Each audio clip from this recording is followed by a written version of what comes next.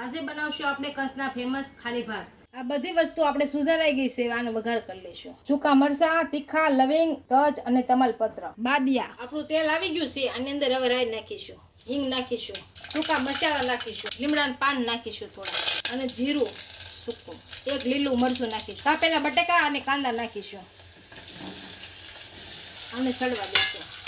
આપણા કાંદા અને બટેકા સારી રીતના સડી ગયા છે, આની અંદર હવે ટમેટા નાખીશું, હળદર પાવડર, ધાણા જીરું પાવડર નાખીશું, સ્વાદ અનુસાર મીઠું નાખીશું, મરચું પાવડર નાખીશું, અડધું લીંબુનું ફાડું નીસવશું, આને આપણે ભેળવી નાખીશું। હવે આપણે આની અંદર થોડુંક પાણી નાખીશું, આને સડવા દઈશું। આપણે ચોખાને ધોઈ નાખ્યા છીએ, આને હવે કુકરની અંદર નાખી દઈશું,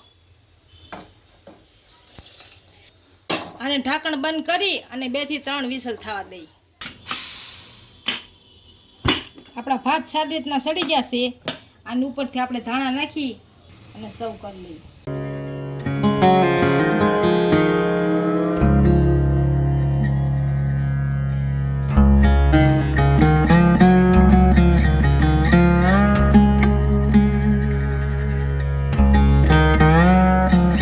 ફૂલ વિડીયો જોવા માટે મમ્મી રસોઈને વિઝિટ કરો।